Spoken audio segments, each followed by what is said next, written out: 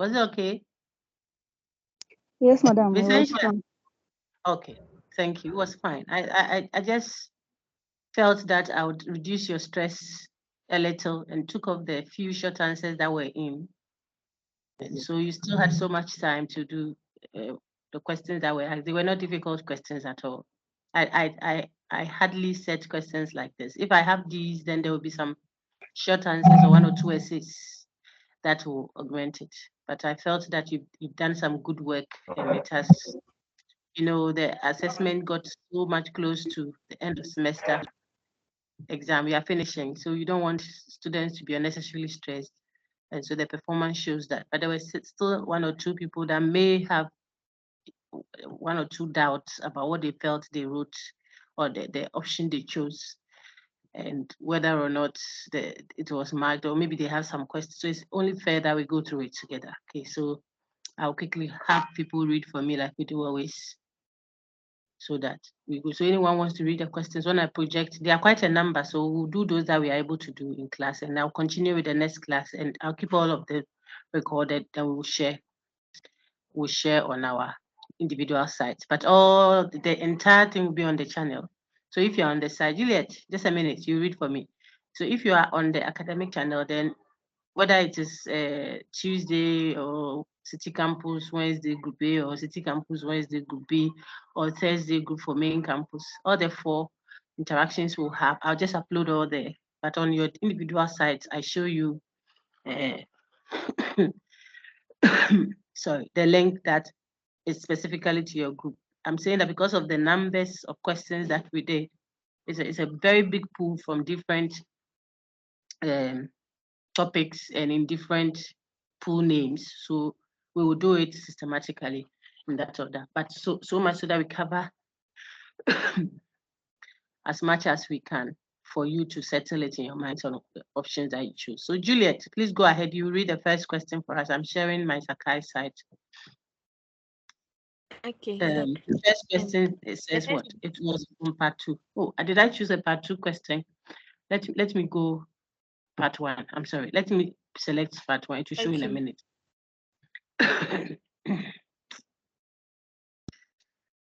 Yeah, so we have the part 1 question now. Please go ahead. Okay. According to Descartes' Dash argument, you cannot be certain of obvious sensory knowledge. So according to Descartes' so and so and so and so argument, you cannot be certain of obvious sensory knowledge. Even if I didn't give you a multiple choice, answers, what would you have chosen? So I want chorus answers. That's how we are going to do it. It helps you to check what you thought you knew. So far as I have a good background, then we all answer uniformly, then I can point them out. Done. Log it. So according to Descartes' so and so and so argument, you cannot be certain of obvious sensory knowledge. Please, which argument does he use? All of us, please. Dream argument. The dream argument. Dream argument. Very good. So you see, that's the answer there. And so you see, you answered it, so you didn't even know the options, but you could tell immediately. So we'll work it out that way. It will take a little time, but I want you to see this is real life questions. I don't want. Oh dear. The second one quickly, my lady. Go ahead. Okay. A lady shouts and points at a gentleman a lady shouts and points at a gentleman running ahead with a phone in hand. From our philosophical discussions on Descartes, what conclusion should you not draw? Should you not draw? There's another question that looks like this, but that one said, should you draw? The difference is just the not, and that changes the option. So look at the options we have here. First, we say you saw him holding the phone, so he is a thief. You cannot make that call. You shouldn't do that. You shouldn't say you saw him. Per what we have discussed with Descartes, you cannot say you saw him, so he's a thief. Yes, you saw him, but you could be dreaming, or you could be deceived by your senses. Okay. The other one says there is no knowing apart from sensation. Really? If you say you can't know anything apart from through your senses, that is not Descartes. Descartes, in fact, says the census card doesn't give us any knowledge that is true knowledge. You see that. Then the third one says a prior knowledge is indubitably true. No, sir. Okay, there was only one indubitable. So the answer is the A. And so if you didn't know, then you know now. And it is a fine way of revising the Descartes content as well, to be confident in it for our essays. Okay, answer question 3, please. Okay, madam. Okay, question 3. Empirics like dash emphasize dash at the ultimate source of knowledge. So we want to know. This one you would have to read to see. So I said empiricists like so and so people emphasize so and so as the ultimate source of knowledge. If I say empiricists like, then we cannot talk Descartes, because Descartes is not an empiricist. That's the first thing. So you don't bother yourself looking at A. And that would also mean it can be D. You see, so we are doing reductio ad absurdum. We are reducing to absurdity. Or better still, you are eliminating the obvious untruth to give you a narrower view of what the possible options would be. You should always do that. It's a critical thinking skill. There is, when you are giving multiple choice questions, and these were not tough at all. I want you to be warned. They were not tough at all. They were giving us level 100 questions, and you have done so much hard work. So it's like a gift of a kind, of an eye. That was what happened. But if we wanted to be a little bit more tricky, you wouldn't have had it this way. So the skill I'm teaching, or I'm helping you see, is sometimes the answers look alike and it can get confusing, especially when you're under pressure. But what you should take note of is some are clearly not and not. Okay, so I started by saying empiricists like, this is testing your understanding of the introductory part of our epistemological question, where we saw Descartes, Spinoza, and stuff like that. We gave you some examples of empiricism. You don't need to do empiricism totally to know. So for the empiricists, we studied Locke, we mentioned Locke, Locke, Hume, and third person. I think I gave you Locke, Hobbes. Why do I keep saying Hobbes? I just did a social and political philosophy discussion, so Hobbes keeps coming in. But I think we touched, I gave you Hume, Locke, and what? The 3 British empiricists. And Bishop Buckley. Excellent. Bishop Buckley. That's the name. Yeah. So look at it. Empiricists like. So you have 2 options here. It is Locke and Hume that are the possible candidates. The A and D are out. Then I say they emphasize so and so as the ultimate source of knowledge. And we all can tell that empiricists emphasize experience. So the answer is C. If you didn't know, now you know. It will show when you write your essays. Okay. Any questions? If there's a question, then you quickly prompt and we will take it and clarify any confusion you have on the subject matter proper from which the questions have been extracted. You see, you might not have a question with this question on the screen, but you may have a certain question on the content that led to this question. Okay, then you ask. Sister, please read the next one. Okay, madam. You know, someone got 50.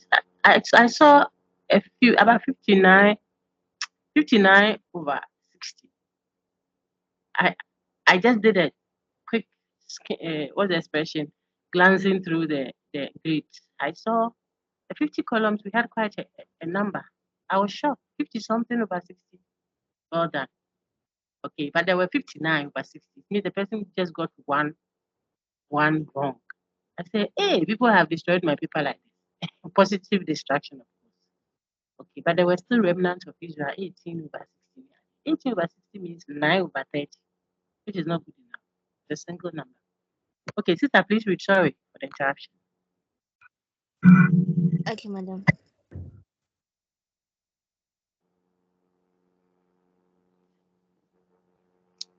It's on the screen now. From Otega's man. Okay.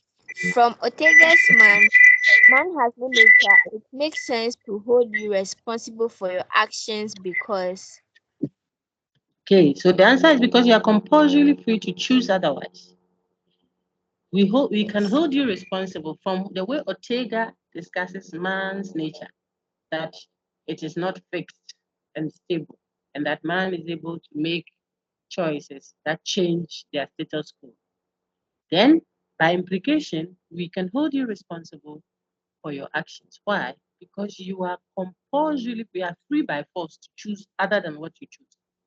You don't have a fixed nature. You are not compelled to be what you are. You are, in fact, compelled to be free. So you choose freely.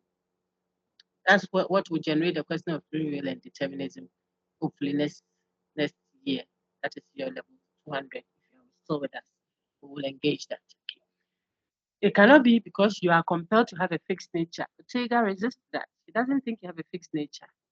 What history is to things, nature is to man. That's not true. It's the other way around. And this was also a multiple choice question.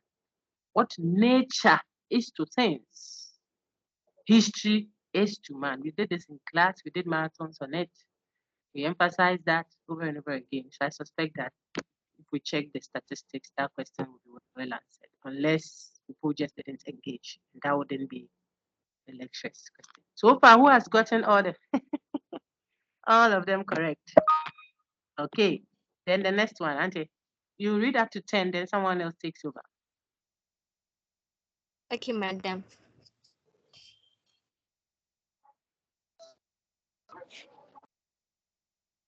It's on the screen, oh. Madam, please, I can't see it from my end. Oh, can someone see the next question, question 5? I'm sorry about that. Let's have someone Yes, else read madam. it. Okay. Please go ahead, sir. Thank you, my lady. Go ahead, sir. A lady Okay, shouts and points at a gentleman running ahead with a phone in hand. From our philosophical discussion on Descartes, what justified conclusion should you draw? So thank you, sir. I just showed you that when the lady read earlier, I told you that there's another question that looks like it. But this one says, what conclusion should you draw? While the other one said, what conclusion should you not draw? So those who like to copy, those who like to be very flippant, dismissive when they are working. Oh, this one I saw it quickly. Then they go and look for the A, or they go and look for the one that says sensory. Then you get issues with me. You see, so you may see this repeated, but the answers and look at the answers, and the question is not the same. The answer here is sensory knowledge is not a guarantee for certainty. Okay, all these other ones are not speaking to Descartes' discussion that we had. We had a philosophical discussion, not life advice. Ignore people who mind your own business. We are not doing everyday life discourse. So we told you from our philosophical discussions, we had a philosophical discussion. That's testing your understanding of questions that are called philosophical questions, and others are that are just, some other discipline or everyday life. Okay. And shoot him before he escapes to endanger society. This is an advice. It's not speaking philosophy. The philosophical thing there is sensory knowledge is not a guarantee for certainty, and it is Descartes into two. All right. Question 6 comes shortly. Big Boss will read that for us. Whilst I hope I anticipate any questions. I see 4 hands. I hope it is just to read. If it's a question seeking some clarification, please go ahead and unmute and ask. If not, then we ask Sir to read for us. So Sir, go ahead. This is it. Okay. The most central question of epistemology is, I suspect that people will choose what is knowledge. That is not central. The most central, if you like. It may be central, but not the most central. The most central one is how we justify. It's the question of justification. How you ground the claims of knowledge. That is the most central question that you if you are doing epistemology, you are confronted with, and which makes the discipline, that branch of philosophy, even more interesting. Generates rationalism and empiricism and stuff like that. Okay, so that's the answer we're looking for. Who should we trust? And things are not epistemological questions at all. Okay, the statement. Oh, there you go. Please read. the statement, I know the lecturer, implies you believe it. it is true, and you can justify your belief. Remember the three levels of, or the three components of the claim of knowledge. When I say I know, and I use the same thing as you saw in the textbook. I know the lecturer. If I said I know the lecturer, it means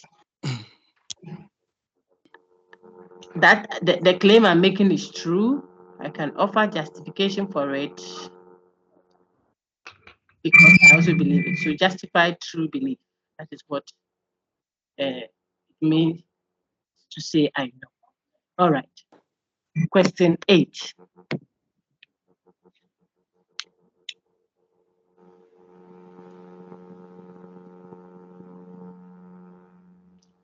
Okay, question 8 says, excuse me. Sir, please read that one too. okay. If I believe that the ultimate source of our knowledge about reality is reason, then I am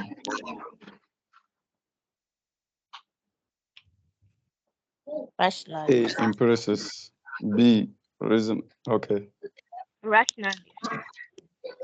Yeah, very good. Who has a question with that? Some of them I feel they are obvious, so I won't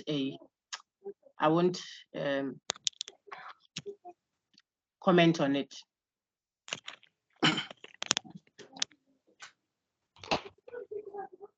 Okay, let me go to question 9. When it comes then, say you read for me, please, okay? Okay.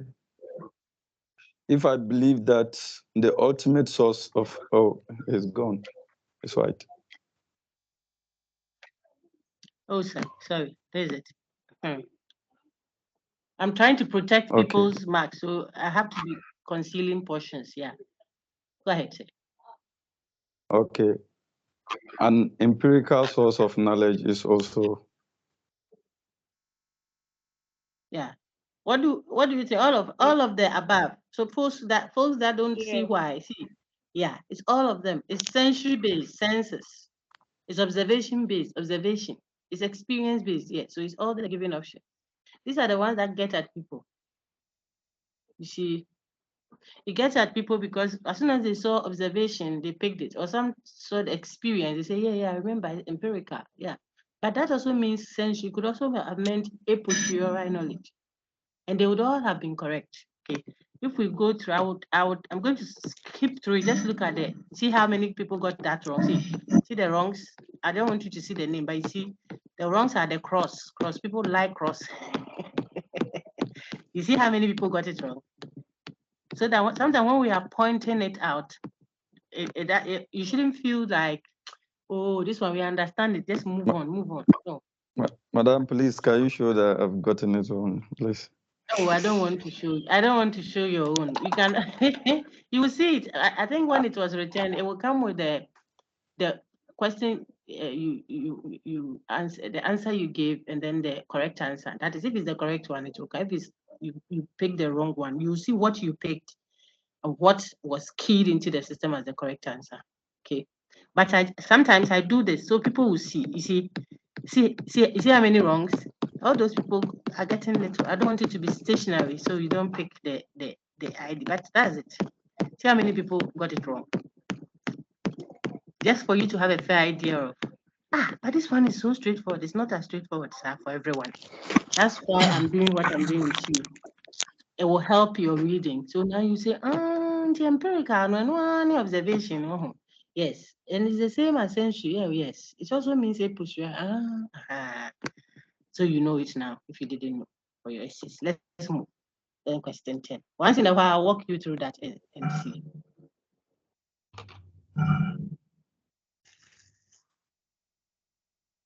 Yeah. So question 10, sir, please go ahead. The ultimate source and true justification of our knowledge claims defines the contention between should I read the possible? Yes, please do. Just yes, read okay. it to conclude with the correct answer. And if I have comments, I'll make. Okay. A, interphysicians and epistemologists, and B, authentics and Raya. ethics. Yay. C, What rationalists are you and doing over there? empiricists. Isn't your younger brother And around? D, they are around. Hey, then they are hearing things. Okay, so metaphysicians and epistemologists, aesthetics and ethicists. All those don't apply. I'm not seeing it well. I'm not seeing it well. Sorry That's why about that. Okay, I it's get not you. clear. See, my dear friends, the challenge is for you to get carried away with the labels. And oftentimes people get caught in that. See, the ultimate source and true justification of our knowledge claims defines the contention. Contention means the disagreement or the if you like, tension between two schools of thought. Two groups of people are contending over what the ultimate source and true justification of our claims of knowledge are. So it's an epistemology. What are those two extremes? It's rationalism and empiricism that are contending over this issue. Okay, not metaphysicians and epistemologists. No, metaphysicians are not interested in knowledge, source, and justification. They are answering the question of what really exists. They're talking about existence, not how do we know and how do we ground our claims of knowledge. You see that aesthetics and ethicists are not even talking this. Aesthetics, question of beauty, art. Ethicists, question of good, bad, right, wrong. Okay, the criteria of good and bad. So that is what is happening. The answer is rationalism and empiricism. Please go ahead, sir. Oh, it's still turning on. Okay, in a minute. There it is. See how much of Descartes you've seen so far. That's the pool. The pool is coming from epistemology. Go ahead. Okay, question 11. According to Descartes, what can be known for certain? A, the evil genius. B, the dream argument. C, his own existence anytime he thinks of it. And D, none of the given options. Okay, so you would see that this one looks like one of the questions that should have an obvious answer. Let's scan and see. See, we still got some people who got it wrong. Some people still got it wrong. I don't know what they are choosing. See, the cross are all wrong. It's a very big class, really. Okay, of course, this one you see that we had more corrects, even from our visual view, but there are still some wrong. So what are you choosing? What are you choosing from these options that have been given? This Descartes that we went through, I don't expect anyone to get it wrong.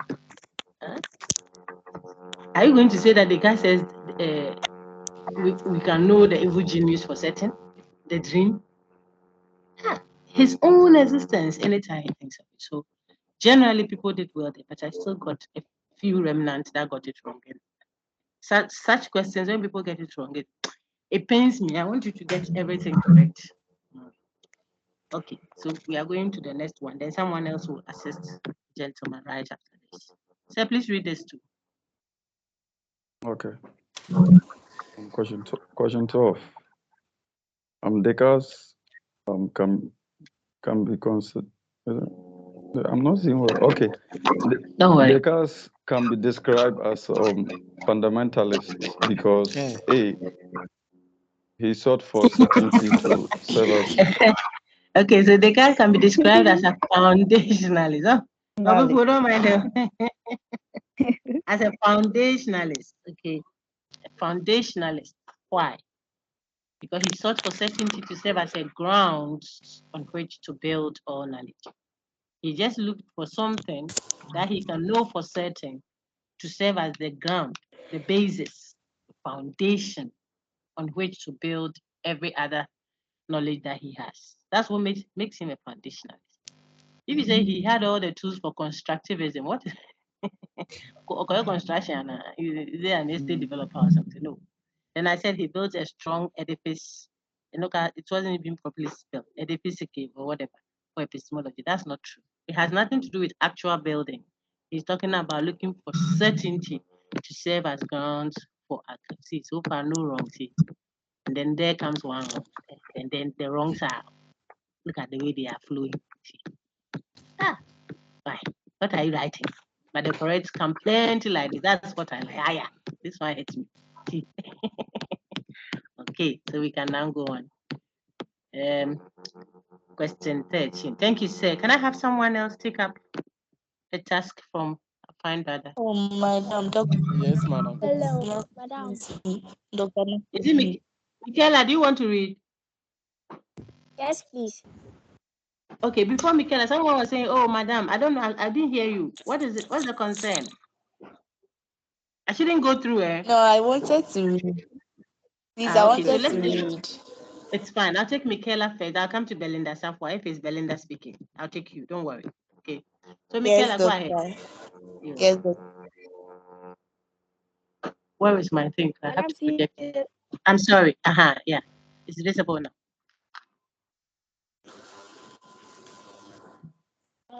It's not really visible. It will come shortly. It's question 13.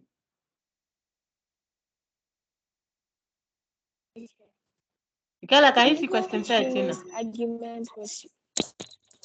Yes, please. Please go ahead. The evil genius argument was used to doubt a prior truth. Very good. If anyone has a question on that, understanding this statement, please let me know now so that I can help you.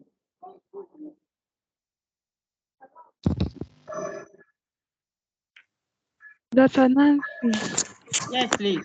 Go ahead. I don't understand this question. It's no problem. Don't worry. Let's ask someone who has a little understanding to help our lady. Okay, that's the rationale for the discussion. It's not just the A, B, C, D options that we want you to see, but we want to help throw light on the concept that someone still doesn't understand as a way of mopping up, you see. So please help out if you can. Just unmute your mic and ask. There are a lot of hands up now. So I want to pick anyone who would want to explain to our lady why the evil genius argument was used to doubt a priori truth and not a posteriori or all knowledge. Anybody wants to do that, just unmute your mic and react to our sister. Okay, madam. Yes. Can I answer that question? Please go ahead. Yes. Okay. The evil genius argument, the court was trying to deny the mind knowledge. If there is anything that he can also doubt for the mind. So he just brought up the genius that what if there is some evil spirit who is putting something in his mind that maybe 2 + 2 is 4. So if it is so, then meaning he can also doubt the mind knowledge. Very good. That's exactly the point, my lady. So he didn't need the evil genius argument for his doubting process, attacking which one, the senses. No, he didn't need the evil genius argument. The evil genius argument came in only for him to be able to doubt knowledge that he has prior to existence, prior to experience. Those truths that are given by the activity of the mind, not by the senses. That is what Descartes says he's raising a doubt against. And so that is when he says, what if, like Madame just said, what if there is a certain powerful being who is evil? He cannot be good. Why? Because what he's going to do is evil. He's going to deceive. And if you were a good source, then you won't be the source of deception. Okay, so if you are a good, I mean, they got to do all this to ultimately deduce, so to speak, the existence of God, a good, all-knowing, all-powerful being. Why? He says, but if there is a conception of an evil being, then evil only makes sense if there is good and stuff like that. You see that later in rationalism, and we'll detect some secularity in the reasoning and all that. But for now, he uses the evil genius argument only to doubt a priori truth. Okay, my sister, so you want to play that lecture again. I think we had an online session in one of them that you still have access to. If it was solely in person, then you couldn't have gone back to the lecture proper. You would only have to be depending on the slides and the notes. But if it's just a minute, but if we, I think we have an online discussion on one of the sessions, either Tuesday or Thursday, which was shared on the site that you can refer to, or you could go to the academic channel and trace it. You should have something on Descartes there to help your review. Okay, but that is what Madam helped you. Yes, sir. Go ahead. Someone is calling me. Has a question. Okay. So the a priori truth, like knowledge without experience. I want to know if, like, let's take a child born blind but not deaf. Yes. Before the child gets to know 2+3 is 5. He has to learn or hear something that 2+3 is 5. We cannot born knowing 2+3 is 5. So with the a priori truth, there is an element of this one, experience in knowledge. Brother, I don't hear you clearly. I suspect that you are at a place that you don't want to shout, maybe at the library or something. But you are asking whether a child that hasn't had any encounter with stuff or something like that will have a priori knowledge. Is that the question? Yes. So it means that your understanding of what a priori knowledge is deficient, a little deficient. That's what the challenge is. A priori knowledge means, but we discussed it. And so if it is not too clear, not to worry. Just think of I don't know which of the sessions you are in, but one of them I jokingly, it was an expensive joke, but it makes the point. I used the scenario of someone who cannot see, for example, and is begging for alms, and then some alms are put into his basket. The one assisting him says, "You got a 20 Ghana earlier." Then another person passes by, drops some more alms, but he tells him, "Oh, now you have a 30 cedis." So there is a 20 cedis earlier and a 30 cedis. Then the gentleman who cannot see, apologies, but cannot see, is being assisted. Asks, "So how much do I have so far? You told me that I was given 30 first, 30 Ghana cedis. I've just been given 20 Ghana cedis too. That makes 50 cedis." He's expecting to hear that. Then the assistant says, no. The first 30 plus this 20 is equal to 10 Ghana. So our friend who is not able to see, he says, "Oh, are you sure it's 10 cedis? Because you said 30 cedis first plus 20 cedis." Then this bully of an assist wants to say that, "Well, I am seeing the money. You can't see it. I see it. And I'm saying it was 30 first plus 20, and the two is equal to 10 cedis. And you cannot see it, so you should accept what I'm saying because I can see it." I mean, I do not see it, but I can understand the meaning of 30 and 20. I don't have to see it. So don't come and bully me with my so-called I can't see. So you want to, cheat me? If he's a bachelor, he cannot beat his wife. Don't tell me you didn't see it. You were not there. I saw how the guy beat the woman. You said the guy was a bachelor. He's a bachelor, then he cannot beat his wife. I don't need to see it. If she's totally naked, excuse me, if she's wearing suit, then she cannot be totally naked at the same time, whether in heaven or hell, this world or the world to come. Now, all the examples I'm giving you, I mean, when you advance, you can critique some of them, where you bridge the gap between so-called analytic truth and synthetic truth. But that is not for you now. You just want the main lines as part of the introduction. They are examples of truths or claims of truth, propositions whose truth does not depend on observation using your five senses. You don't need to see, hear, touch, taste, or smell to establish their actual truth or falsity. We call them a priori. So you know their truth value prior to experience. Prior means before you saw it, before you heard anything. If the woman tells me, "I want to show you pictures of how the girl has been beaten," for you to see that I'm not lying to you. The beating her, all her cheeks are falling off. Her teeth are hanging. You will heard all that. You say, who beat who? The bachelor next door. Who did he beat? His wife. Hey, Auntie Adwa, I won't come to see. I don't need to see you. What you have said is already false. In heaven, the angels are wearing gowns, and yet they are totally naked. You see that? You see the problem with that? When I tell you, but this can't be true, it's already false. Don't tell me you haven't been to heaven. I know what I saw in my vision. What you saw, you said they were wearing suits and yet are totally, look at my language, totally naked. You could say the suits are perforated. They are nets, so you can see through. That's different from saying they are totally. So this is already false. Some claims are already true from the way you are speaking because of what? The language. Now that will qualify for analytic truth, which you study later. And they are considered a priori to an extent. Okay. So a square is a four-sided figure. It's like that. The claim a square is a four-sided figure. It's considered a priori. Triangle is a three-sided figure. What we mean by triangle is in fact what we mean by three-sided. Because the three-sided figure will have three angles. If it has three sides and it's a shape that has three sides, then they will join at three different places. So there will be three angles. You haven't said anything new. Now, these ones are the ones we say they don't depend on observation. Maybe they depend on the meanings of terms or definitions or logical structure. We've arranged them.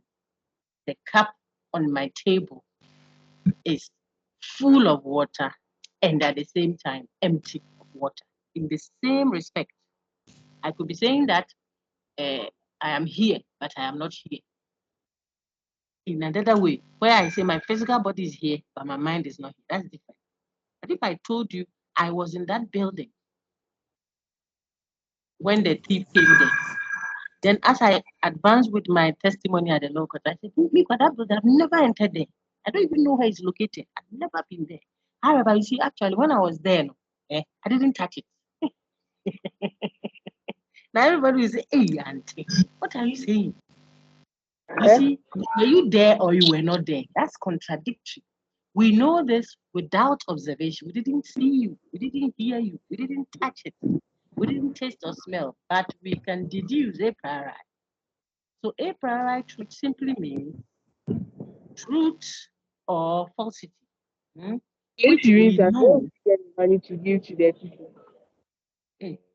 which we know, which we know prior to what experience. That's what a priori means. We know before we experience. And Descartes needed to doubt that kind of truth also. He was subjecting all the knowledge he had to what? Scrutiny. So he had already succeeded in doing that with a posteriori truth, which is knowledge that depends on the experience. Okay. And he used the dream argument and the limitations of the senses argument to doubt that. Now he wanted, take it quickly and move. Now he wanted to doubt a priori knowledge, and he needed a stronger, updated, if you like, version of what doubting. That's how come he got to the evil demons argument. Okay. If you got that, then I can ask Madam to read question 14. Please go ahead. Hey. Descartes Go ahead. think Descartes, I think, therefore I am, is certain because he must exist to doubt that he exists. Very good.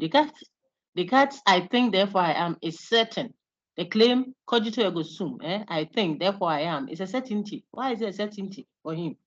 Because he has to exist to even doubt that he exists. If he wants to subject that claim also to doubt, he will have to already assume something that is existing, which is doing that doubting. This is his claim. The reason why it is an indubitable truth, a certainty, is that he must exist first before he could even subject his own existence to doubt, making it incontrovertibly true. When you advance, I've told you, you scrutinize a lot of the things, but you must know what it is that you want to scrutinize. So at this level, it's all scrutiny, scrutiny, scrutiny. Okay, question 15, rolling.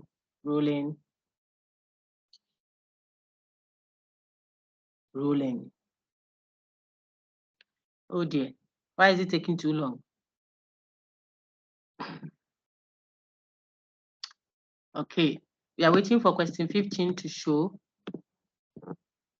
Whilst it does, I would want to know if those who ask a question about the Sakai, excuse me, those who had a question about a priori truth, are you okay, a little okay with it or not? Yeah, we are okay, madam. Okay, maybe you speak for yourself for now. So you're okay. My lady, are you also okay with it now, or you will need a little throwing more of light? You should read it more, okay? A priori, a posteriori. They are just terminologies capturing sensory knowledge and then knowledge that is nonsensed. That is a priori. Okay, finally, question 15 came through. Please read, Auntie.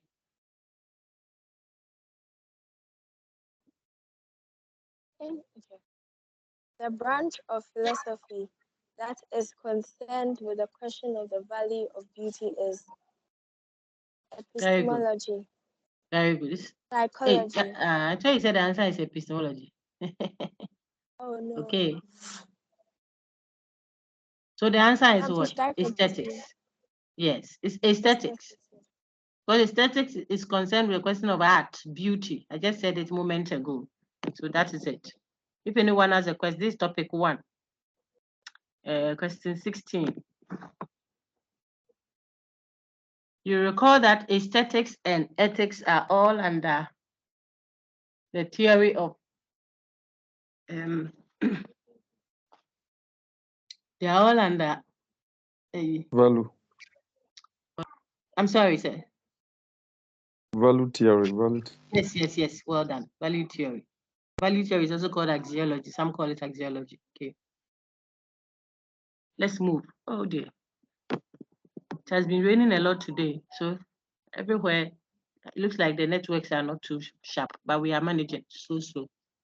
Please go ahead. Question 16 is up now.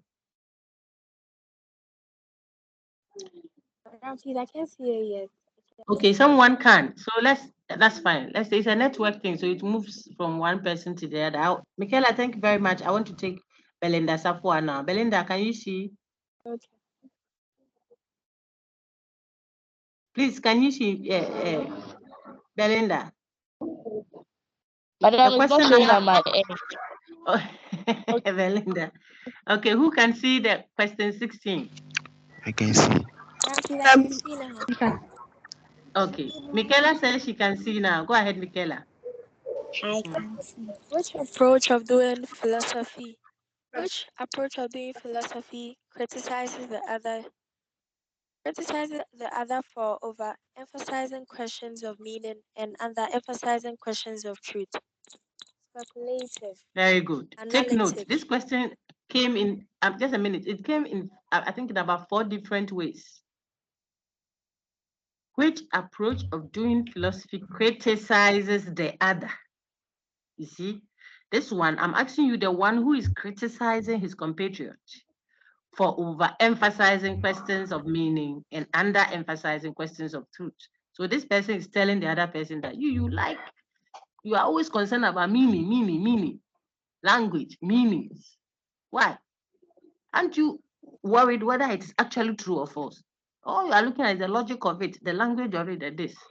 This is someone criticizing the other person for that. So it means it cannot be the one who approaches philosophy from questions of meaning, because he is the one being criticized now. That should give you the clue that we are referencing the speculative approach. It's the speculative folks that haunt their colleagues for overemphasizing questions of meaning and rather underemphasizing questions of truth. So the But other it is form of an this question, the analytic people are those who overemphasize questions of meaning. You see, they do that. But we are asking you, who criticizes them for doing that? That's the question. I don't know if people can see it now. Yeah. So this one, the big amount for if we go through UCC. You see, it's something this I've tried to question show to them.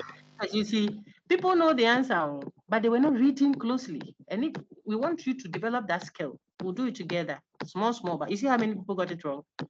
There's a reason. If you had a document placed before you and you were a legal luminary, a lawyer, You're supposed to go through the business contract for your client. You would have failed your client big time because of the wording, the way the thing has been worded. You have to read with a particular attention to details before you tell your client it's okay, append your signature. Before long, he sold all his properties, or he has gone to engage in a mortgage deal that sells he and his family for life. Meanwhile, you are supposed to be his watchman legally. You didn't do a good job because you're not looking. So we want you to be very particular about it. See, sometimes people send me messages, and then if you see the way the person is writing, you are worried that Abante, we are now sister. If you allow her to go to university with this posture, you are in deep S. If he or she is placed in a very sensitive part, or you're a medical doctor later, or a consultant anyway, the details matter. Look at the language. Which approach of doing philosophy criticizes the other for overemphasizing questions of meaning and underemphasizing questions of truth? People just saw overemphasizing questions of meaning. Oh, they say we know that people will do that. No, then they will go and choose. You, if you like, let's go through it slowly. You see how many people are choosing analytics. See, analytic. You see? You say about choose. I've stopped because people started saying, Radi. They are showing my own. So I've covered it. Don't worry. The other question that looks like this one says, which approach of doing philosophy is criticized? Is criticized for overemphasizing questions of meaning and underemphasizing. That one would turn the table upside down immediately. I don't know if we'll get to that before the close of our session today, but that is what that one said. That one said, which approach of doing philosophy is criticized? We criticize it. But this one is saying, which approach criticizes another? And there are two that we studied. The third one is an existential approach that doesn't even come. It's not a full approach on its own. It's just a way of thinking of philosophy. But the analytic one is where you interrogate language, its meanings, what have you. So they are not looking at the substantive matter. They are looking at the form, the meaning. So when you are saying, is this society a just one at all? And they say, what do you mean by justice? You say, oh, can you just let us assume something and work with it? You say, no, we can't make an assumption. Can you clarify what we mean by this? So we'll be doing meaning, and then the injustice is going on. Okay, so those who like to speculate, let's assume, let's take it for granted that let's take it that in this society, justice means this, and start a conversation. You see, they would say you are overemphasizing meanings, definitions, logical structure, to the detriment of the actuality of the thing, even if we don't have a clear conception of it, or we are still working out an understanding of it. Let's have concern for whether the thing is actually there. You see, question of truth, the question of reality. So those two extremes are there. So this one is speculative. The other one, I don't know if we'll get to meet it before we close for today. The other one is not speculative, it's rather analytic. And that should be a good revision for quite a number of you. If you were given a short essay to write as part of your exam questions, distinguish speculative approach of doing philosophy from an analytic approach using any of the philosophers studied and the different branches we have studied. That could be a full exam essay type question, maybe for 15 marks. Using practical illustrations and focusing on any philosopher studied in this course. Distinguish a speculative approach of doing philosophy from an analytic approach. That can be a full question. So you can look at someone like Descartes, who was trying to look for knowledge and certainty. You could look at Plato. Plato was not doing analytic study. What we studied of him wasn't analysis, it was speculation. Because he's saying there are two worlds. There are. Making claims of truth. Okay, actuality. Ortega. Okay, and stuff like that. Then you can show a contrast that if it were an analytic approach of doing philosophy, then he would have been asking, what do we mean by this? What do we mean by that? And stuff like that. Okay, so that's the point I want to make with that one. Question 17 is ready now. It's cooked. Please read for me.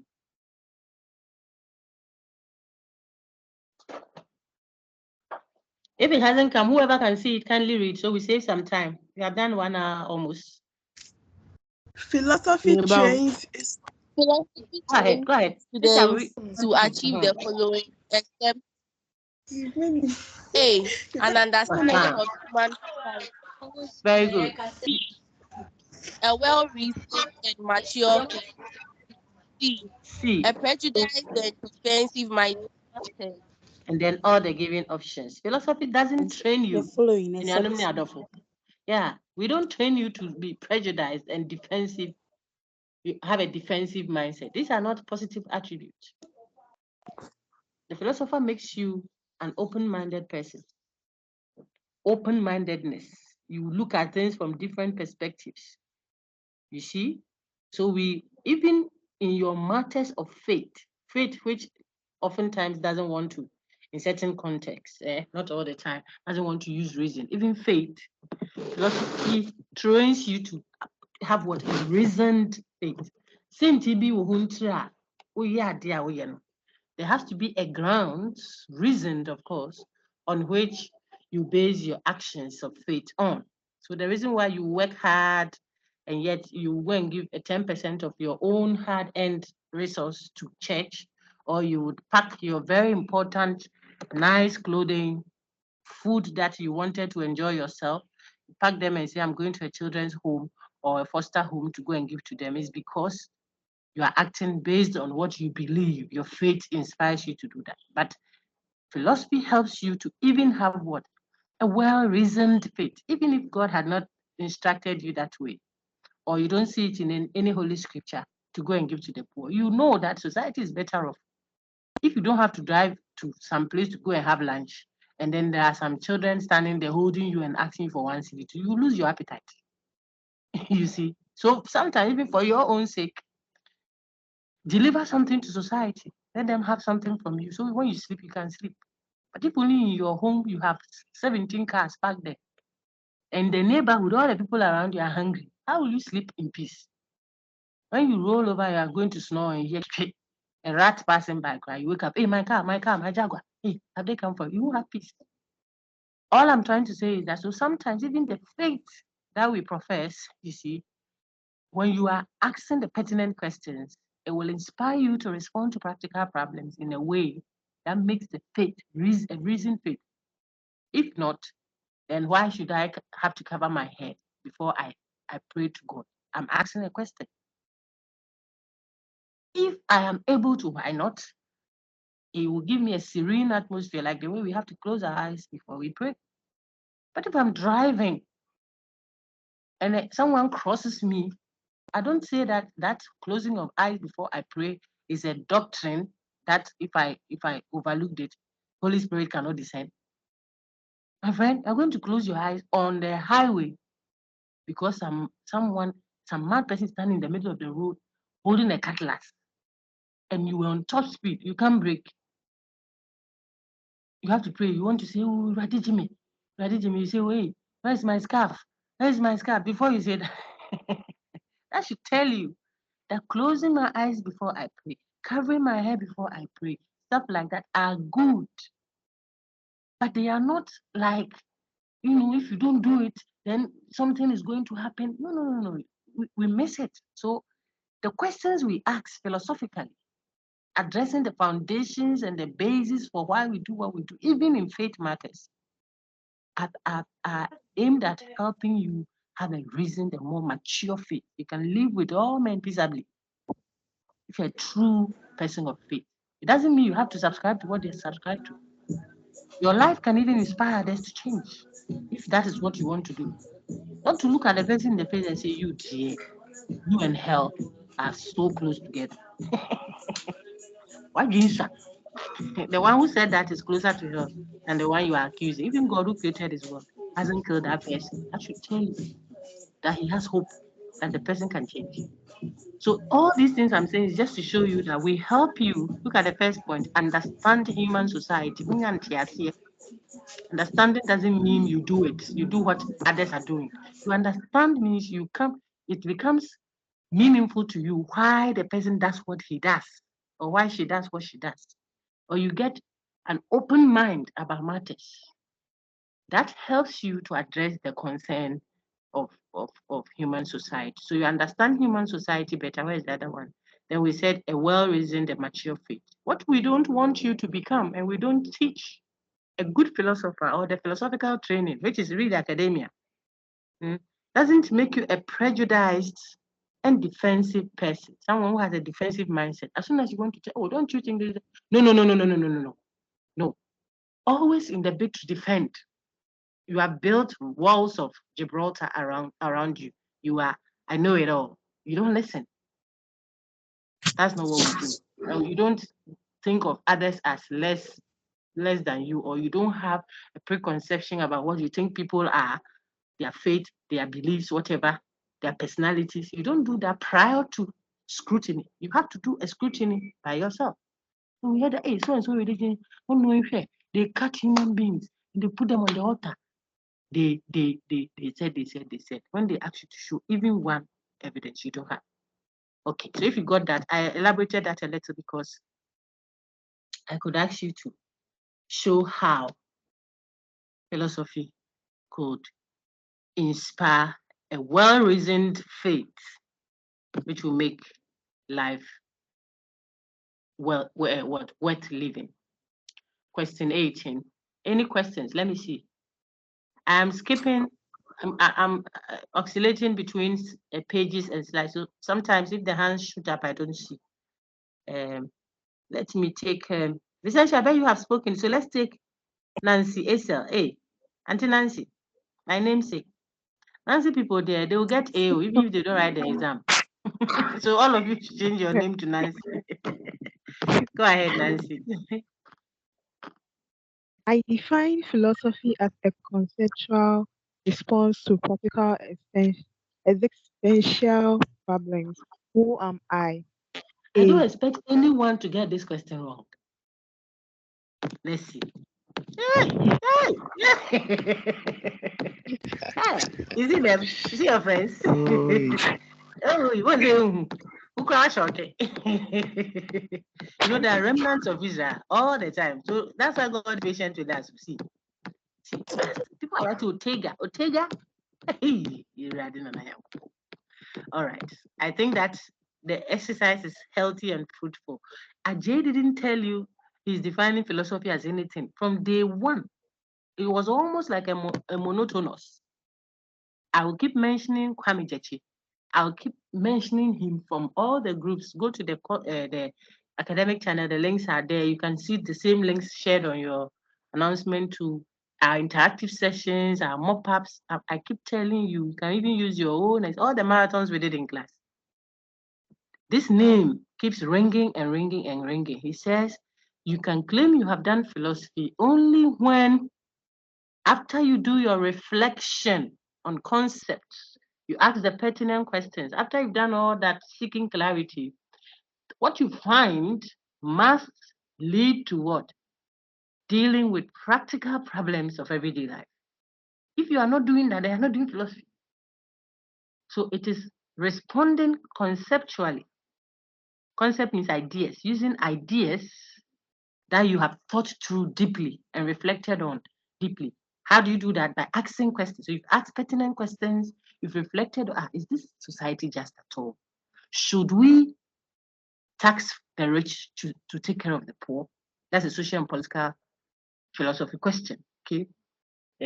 Should we pursue human rights to the detriment of social welfare or collective welfare? This is the social community. Sometimes some of the things, perhaps the person is entitled to it as an individual. I'm entitled to frying cocoa, ripe plantain, 12 midnight in my bedroom. Is it your bedroom? I don't know how built the house for me. You see, I can fry it. 12, or if I rented the house, I've paid you rent. I can do that in my bed, 12 midnight. Then I'm using palm oil to fry ripe plantain and chicken. When others are sleeping, my neighbor is asthmatic. Then the smoke would become, or better still, let's use something. I can be smoking my head off. Those who smoke. I come and sit at the porch there and smoke out. When you are sleeping, I'm smoking, or burn rubbish, car tire and everything, without considering the other person. Should I? So sometimes you have an entitlement to something, but you cannot do it.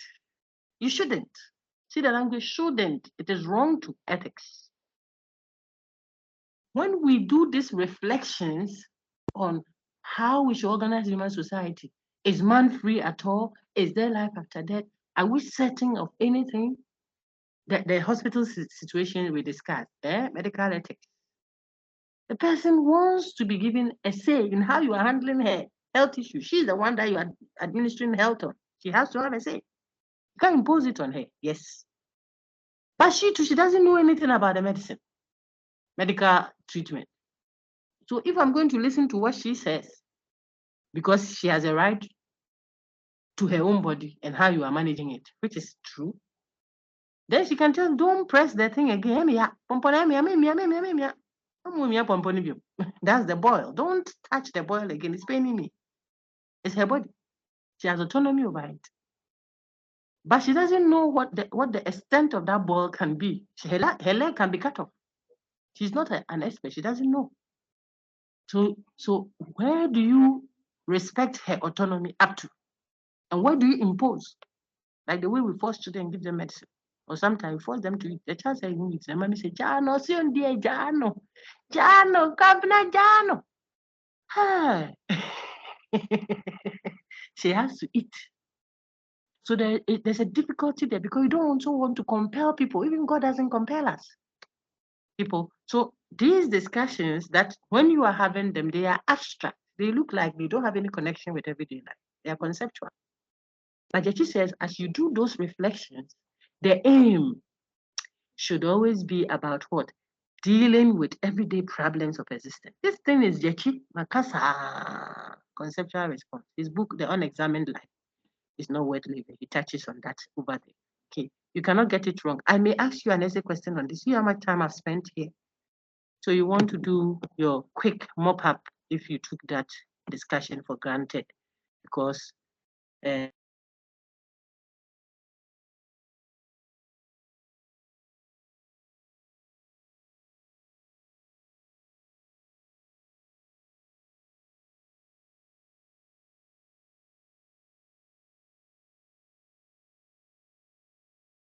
where is it? 20. Hey, people chose a J, bread J. Hey, I should have put my name there. Maybe people would have chosen my name, Miles. Please go ahead. Yeah. Philosophy adopts only one of the following methods, which is critical analysis. Very good. We don't, some people, as soon as they saw critical, they will choose it. They will choose C. No, philosophy, madam, is only critical. You're critical. This is critical abuse. We don't teach you how to insult people. No. Let's see the options that people choose. Oh, this one, they're so far. Aye, and that's all. That was a friendly bantam. Hey, look at. Is it critical abuse? Yo. See the answer. Speech formation.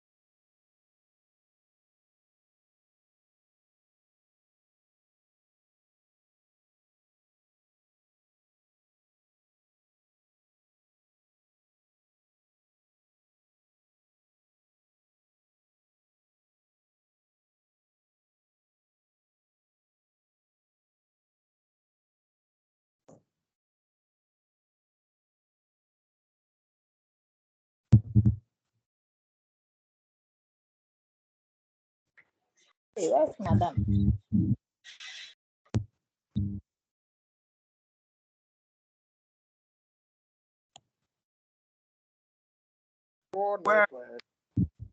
Where's Madam?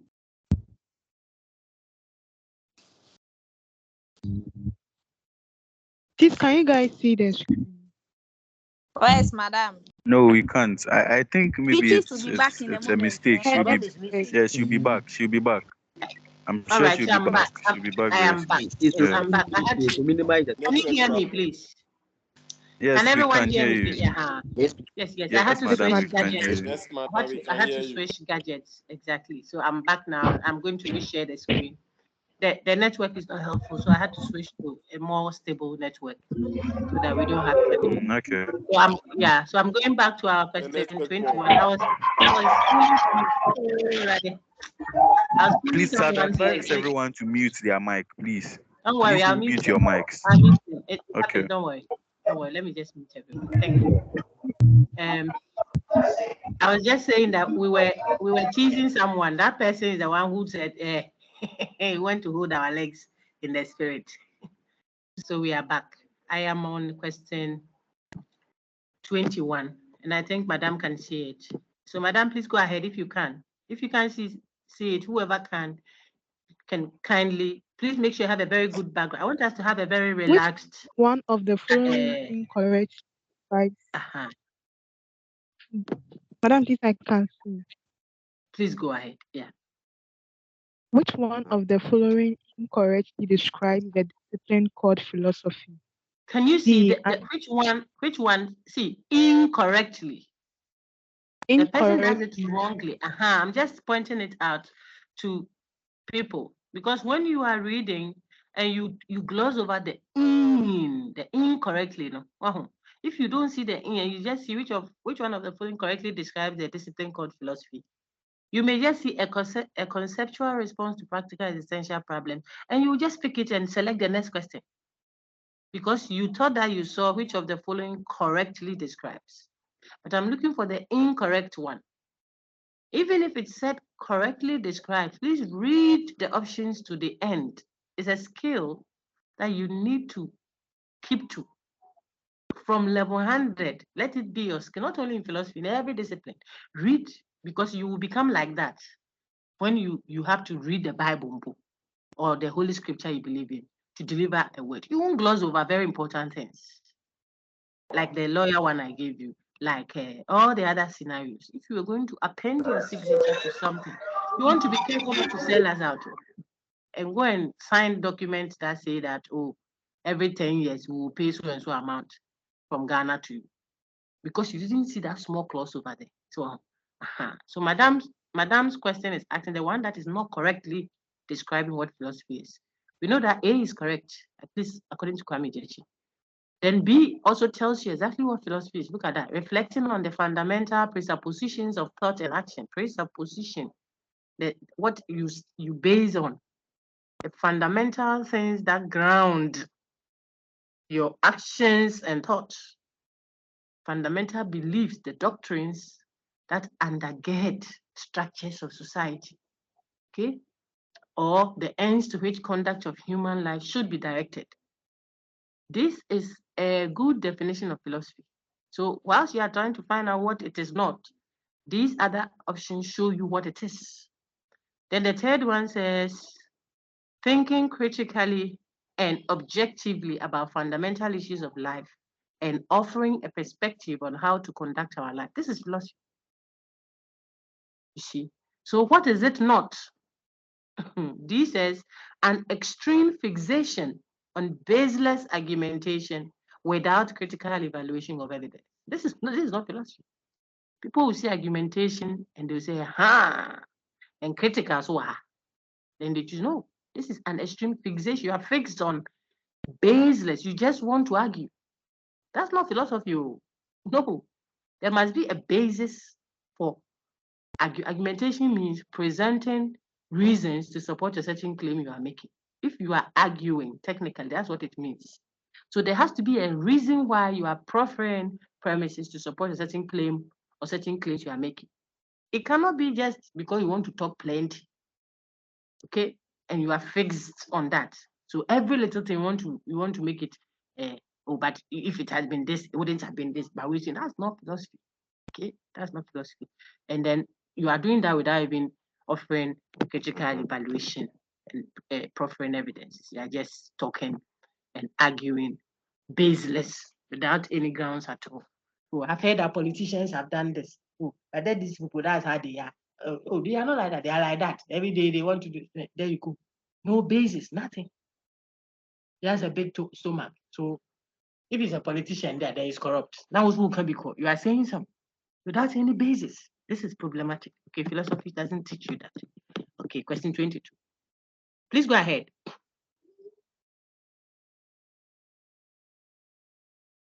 Who was reading for me? Or we pick someone, so that we will be a little bit more organized. Nancy, you are still reading. Please go ahead. Identify the philosophical question among the Yeah, so A. identify the one that is a philosophical question. In other words, the one that is asking fundamental questions about presuppositions, about the grounds, about that which holds our beliefs together, the assumptions we hold. And so you know the branches of philosophy, the question of metaphysics is dealing with what is real, what exists. Is there life after death? You see, stuff like that. They are metaphysical questions. Then epistemological, how do we know, and stuff like that. Now, look at the options there. Because we know the answer is A, which is all the given options are philosophical. Let's look at B. What is the real cause? You see the language of COVID-19 infection. What is the real cause? What really causes COVID-19? That's the question being asked. Someone will say it's the sin of the world. Because the ones that we know to be infection of this will be the scientific explanation for it. So when we say what really, like Plato asking, the real world, we are not always asking what is given to us in sensation per se. So now this is asking a question about what is philosophical, which means you can have differing views on it. Some may say it is as a result of what? Our sins. Some may say it is a punishment. Some may say it is an attack. It's actually a war that has been launched on US that the world has gotten infected with. The attack is coming from some people.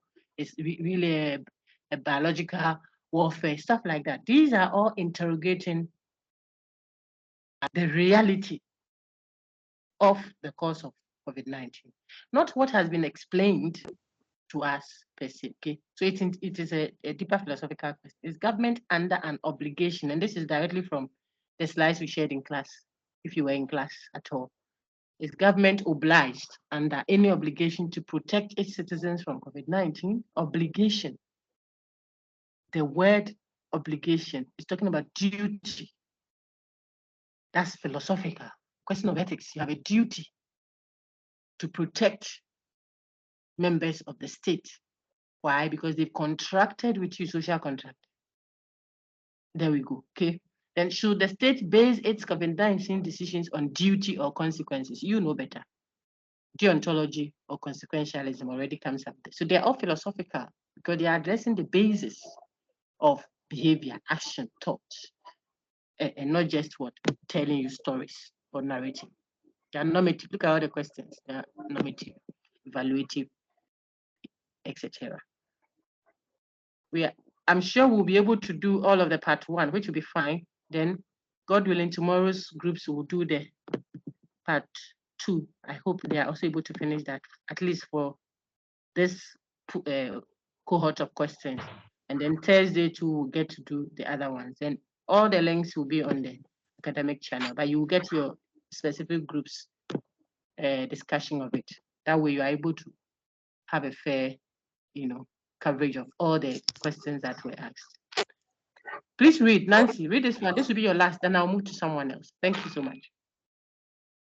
From its etymology, philosophy is defined as the loving wisdom. Very good. So philosophy is the love of wisdom. You could have seen the pursuit of wisdom as well. If you saw the pursuit of wisdom, is the same thing.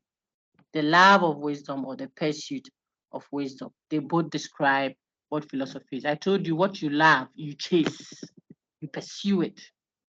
So the brother comes with a teddy bear, the sister bounces him. He'll go and come with cake, she will bounce. With iPhone, she will bounce. He will keep chasing and chasing and chasing until one day the sister says, I think I love you too. If you love wisdom, you will pursue it. So philosophy literally means the love of wisdom. Philo, Sophia. Sophia for wisdom, philo, love. Remember the types of love, filial love. So you love wisdom. And some also say that actually means the pursuit of wisdom, because what you love, you pursue. Got that? Then we are good to go. Thank you, Nancy. I'll take Asante Deborah. Deborah Asante. After that, I think some brothers should read before they accuse me of gender imbalance. So Alberta, hey, brother, so I'm going Alberta. Alberta, we'll take Kingsley Ayensu after Deborah, and they'll come to Alberta and then move on to. I see Michael and then Mario. Okay, so let's work in that order. Asante Deborah, please go ahead. Which of the following is not developed by philosophy in its students? A. Writing, communication, and persuasive skills. Very B. good. Dispute without basis. That one we don't know how to teach you how to how to dispute without a basis. That one we don't know how to. If we are teaching how to dispute, in other words, to argue or to contend over a certain point of view, like I'm told that you're going to have a very beautiful debate session on Friday. If you are able to, you have to attend. And I mean, make your home the best. That's his life. It's AFI class. So if you are able to, and I think you can squeeze a day or two. I have scheduled so many meetings that I didn't know in time. I would have just canceled some stuff. But if you are able to go and be part of it, just the fraternity has an aura that can affect you positively. You see that. And it won't have too much of a formal setting, like a lecture hall. So you are able to feel free and yet get yourself integrated into the university system. And this one, you are playing home, is AFI class. So you are not too afraid that you have said something that shouldn't have been said and stuff like that. So we have a very big class size. If you support it, it makes it,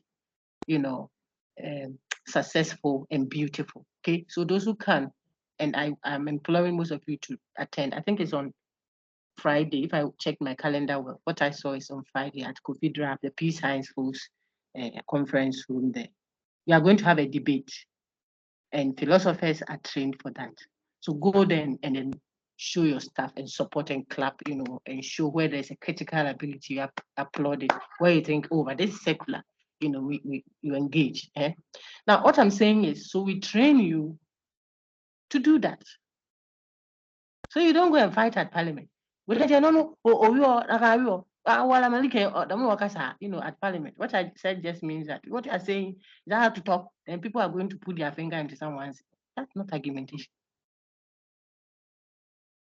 A person that knows how to argue and is emotionally competent, you have control over your emotions. It's not emotions, people. Someone can look at you and say, I don't think that's what you have said has any basis. Someone can look at you directly and say, this is nonsensical. I mean, I have to say it as it. Now, when you hear that, you don't get angry. Be provoked in your mind to respond, you see, with argument, make statements devoid of insult, We train you to do that. So you know how to write. You can critique the highest authority and it will still be respectful. But it will be very assertive, strong, but very respectful of the person. You see, so these are skills. The person won't be able to take a knife to cut you, but you would have told him truth. If I could just say that I am unable to unravel or to pinpoint exactly what my colleague is putting across, even though I know that he's made an effort at presenting a case, but I'm worried to think that I do not see. You see how I'm speaking? Rather than say, I think he said nothing. What he said is empty. He wasted all of our time. I think that I have something better to say. Oh, Brian, this academia. We are not a, so that skill we develop in you. How? We show you how to write, anticipate questions, how to present the content, how to persuade without manipulation.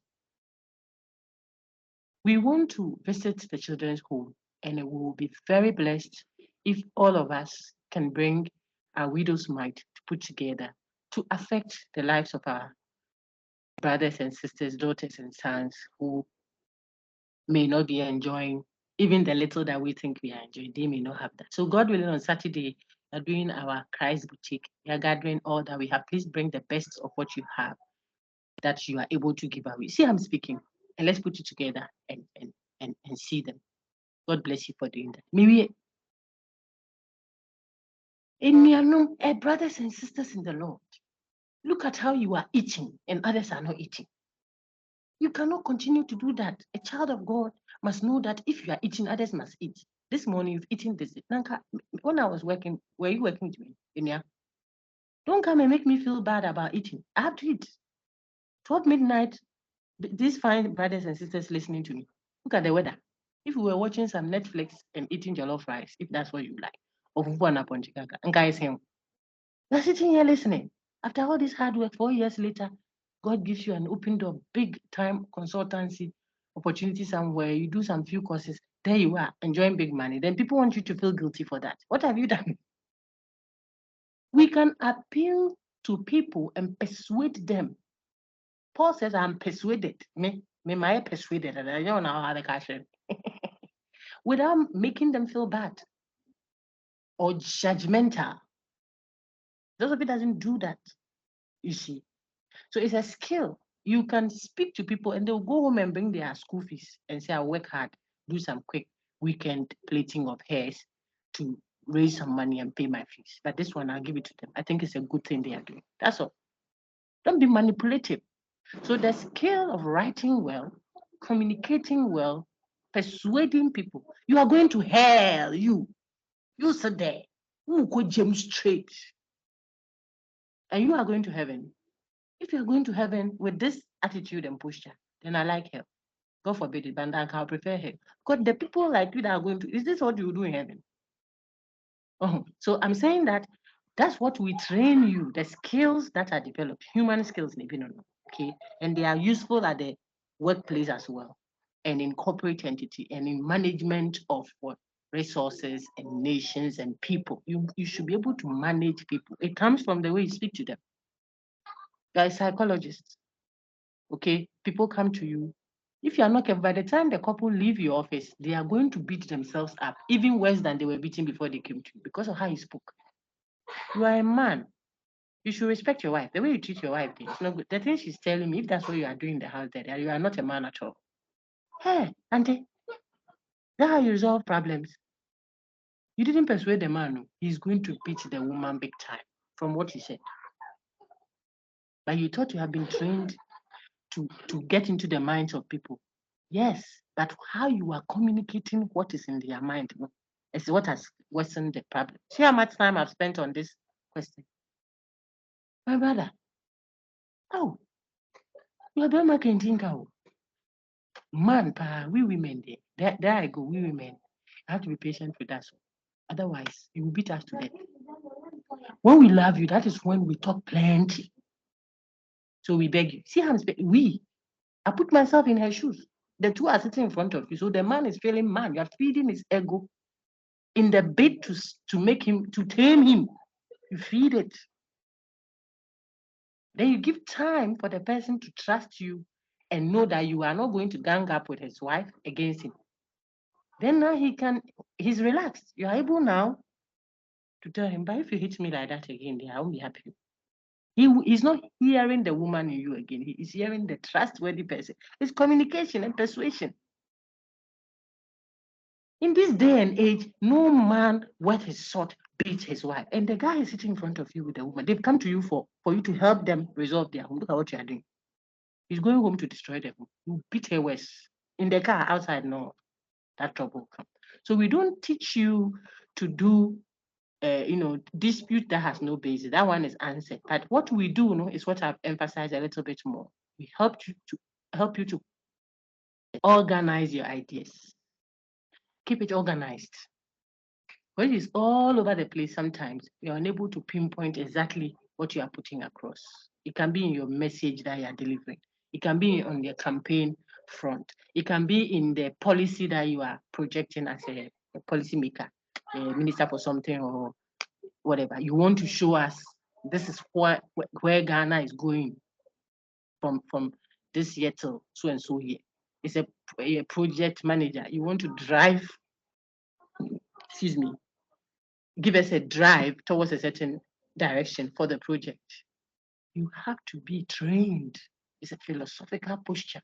And these are all part of what we do. From the questions that we are asking at this level, and then as you advance and you are going to want to take up a case, and you can approach the case as a legal mind. You can approach it in a way that will detract from the emotions, the public uproar. You see, you would take it in a, oh, please, I think that the sister, we all know that, the picture on the YouTube media wasn't appropriate. That one aside, but I want to take it from this angle. She's a mother. And she has a son. The boy that we are trying to protect, the story I'm referencing. The boy that we are trying to protect, we are not able to protect him better than the mother, because the mother carried her in the womb. So you see what I'm doing? I've shifted the attention. This is the second part of organization of ideas and problem solving. You are solving a problem by drawing attention to something that we are not seeing. You're organizing the thought so that you don't play to the gallery like everyone is doing. It's a skill we work on. And then the skill of assessing the pros and cons of the matter from many points of views. When you are able to do that, sometimes you are not overly judgmental. You are not overly dismissive. You know that the student wants to play on you, for example. So I use a lecturer scenario. You know that the student has missed the eye. He just wants to come and find means and ways to see if he can get it done. But if you are not careful, you'll be very dismissive. There might be something within the fake story he or she is presenting. See, the story may not be real, true. He's making it up, but what is behind that makeup story? Sometimes, if you have that posture of a question asking person, a posture that probes, you may be patient enough. Look beyond the line, which you know is a lie.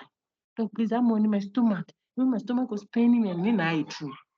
Before you know it, it's not just the stomach. It was warfare issue inside that he or she is embarrassed to tell. So he has to put up a lie to present that. So what can you do? Where you are trying to solve a problem, you don't want to groom people who don't know how to keep schedules, who can tell the truth, who like to water the truth down because of circumstances. That one we don't want. And God will help us, or you will help me and I'll help you to be people of integrity as much as humanly possible. God will make us perfect. Yeah, best no. When he comes there, we look like we are not yet like him. But the ones that we are working, we work at being people of integrity. So that's granted. Yet, if you are able, you have the skill of assessing matters, looking at the advantages and the disadvantages, then the good sides of it, the bad side of it, then sometimes you are able to unearth different point of views. Point of view of a poor, not poor as in doesn't have money, but he's still a growing child.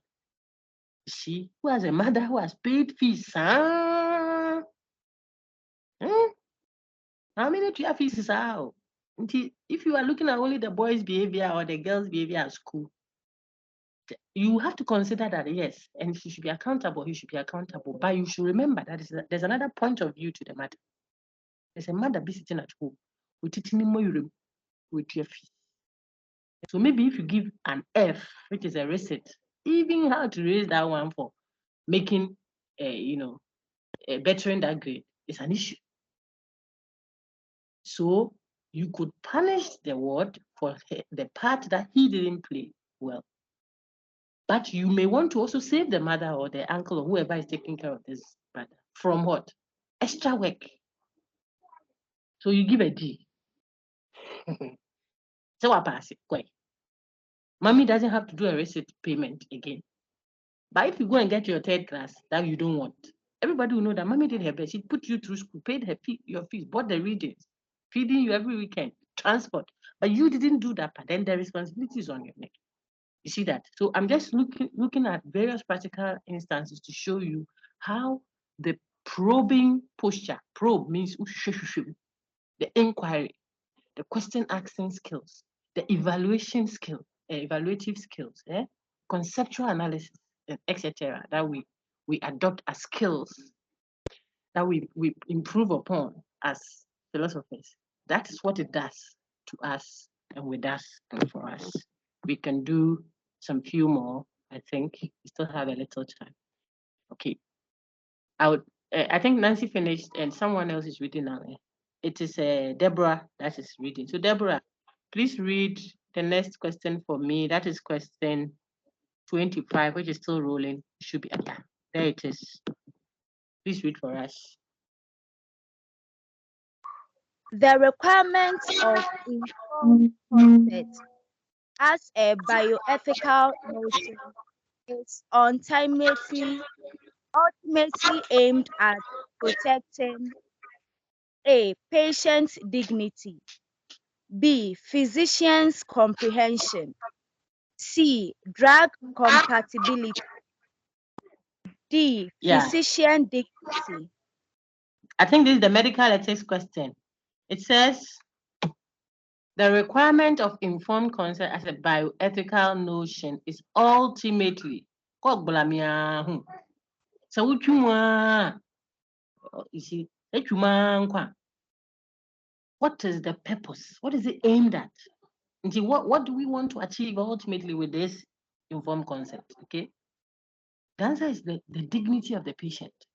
That is it. I don't know if someone has an issue. If not, they will move on. It's not the physician's dignity. That's not our target when we are looking for informed. When we say ensure that before you administer any drug, any health procedure on the patient, ensure that you have sought the patient's consent, patient's agreement to that method. Not just consent, but an informed one. The patient is making this decision because she has all the information she needs to warrant the decision making. You see that? If we are insisting on such informed consent, it is because we want to make sure that you respect the dignity of the patient, who is a human being, not the doctor. Okay.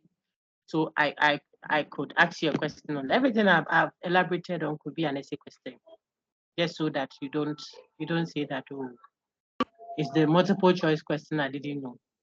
It could come again, asked differently, where you are going to write to answer. Please go ahead, sister.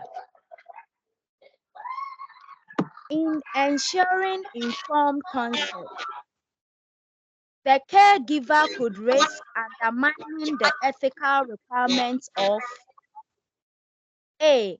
Beneficence with means not causing harm to the patient. B. Non-maleficence which means not causing harm to the caregiver. C. Non-beneficence which means causing harm to the patient if necessary. D. Beneficence which means doing that which benefits patients. Very good. Now see, informed consent. If I ensure informed consent, we saw the dilemma there. The caregiver could risk undermining, that is watering down the other requirements. Okay. So here, it is a question that is testing your understanding of those labels we had in class. Let me see. Oh, you are. Oh, you are. You are. Okay, no. That's, this one, there's also look. Let's see. So it means people need some thorough revision, or at least some few of you will still need to thoroughly interrogate what beneficence is, what non-maleficence is, what's the other one? So let's look at beneficence, which means not causing harm to the patient. That's not true. That's not what beneficence is. Beneficence means, look at the word benefit. Do that which benefits the patient. It's not talking about what you shouldn't do. It's talking about what you should do. That's the principle of beneficence. In the end, to me, be a patient no what on. Femono feno and your feni patient he bawale. How do you say that in Fanti? Forgive me, I'm learning my level. When it becomes spot on, I'll speak it better. Ye maybe to be over my iPhone what on. Do all you can. Beneficence means do all you can to benefit the patient. Now go there. Those are the two I know, one for not and one for ever. Now, non-maleficence says don't. Look at the expression don't. That's where there's a negation. So non-maleficence, which means not causing harm to the caregiver. Hey, that is correct. Non-maleficence, which means not causing harm. Oh, no, not. I'm even confused myself. Not causing harm to who? I put the caregiver there. It should be the patient. If I said non-maleficence, which means not causing harm to the patient, that would have been correct as well. That can be undermined. You see, by I put not causing harm to the caregiver, the doctor. That is not about the doctor, about the patient. You see, so that's the trick. Then C says non-beneficence. There isn't any like that, so you don't continue reading. It's just to trick you. Then the D says beneficence, which means doing that which benefits the patient, and that's correct. So if you are trying to do informed consent, you are waiting to hear from the patient's own mouth what he wants us to do for him and agreeing to what I want to do for him first. Then there is a risk that you could encounter. You may be undermining the patient's, the other ethical requirements that you, the physician, you have to meet, which is what? Ensuring beneficence. You may be undermining beneficence, which is what?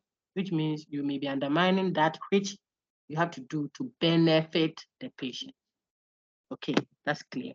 So those who didn't do any discussion or didn't engage the topic on beneficence, non-maleficence, patient autonomy, informed consent, stuff like that, this revision should be useful to you. Question 27. I want us to get to question 30 so that we can end. We still have some few minutes. Okay, let's see. I said I'll call Kingsley Ayensu.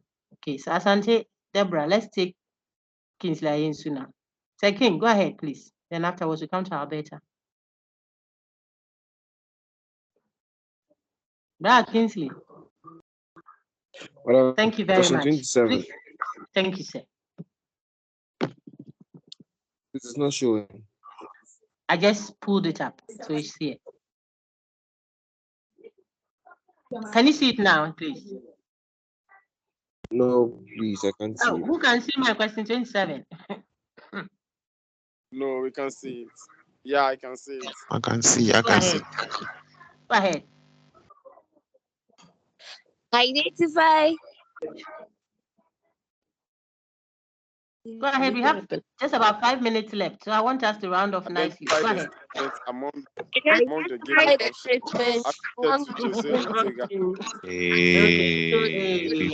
No. No, Madam too said everyone should read. The lady, Madam said. It's fine. No, not to worry. Okay, please, all tempers down. I want you to identify the statement. I'm going to write exams soon, so don't intentionally give yourself any pressure.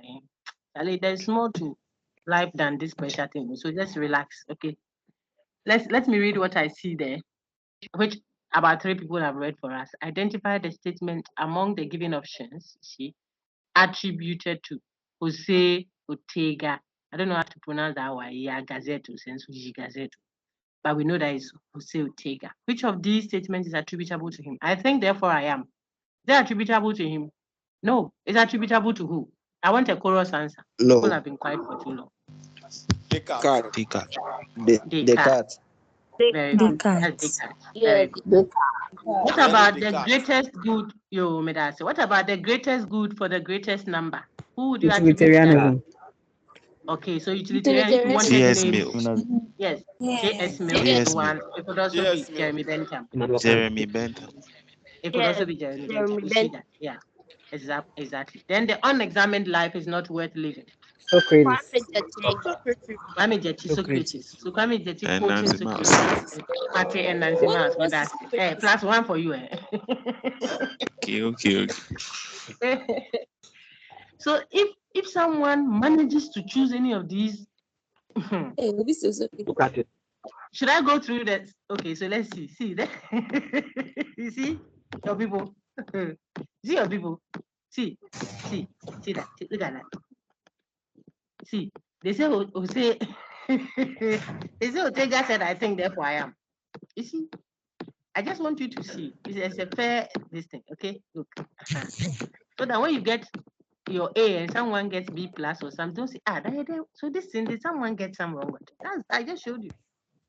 Okay, that was 27. Let's go to 28. So it's none of the above because Ortega didn't say any of those. Even though we studied Ortega, these claims there are not attributable to him. And I'm glad we did the discussion like this. I'll save it and then share it on your site. But please look out for the continuation, which will be done with the other groups because they will have yours to start their revision. Then we'll continue with them. You see, then the third groups. And Thursday, I think I've said that already. Thursday morning, we'll continue, I suppose, with the last one, then the other pools. So by the time we finish, you have all the three and you have recordings on them. That's the rationale for the in-person, for the online.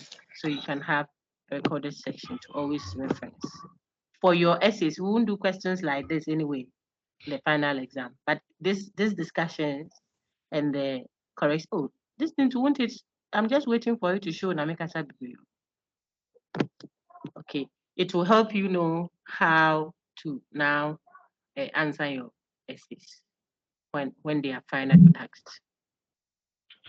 Question 28. Anybody has a question whilst you are waiting for the jiggy to end? Is there any question, please?